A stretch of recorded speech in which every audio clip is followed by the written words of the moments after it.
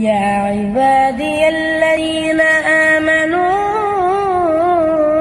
إن أرضي واسعة فإياي فاعبدون كل نفس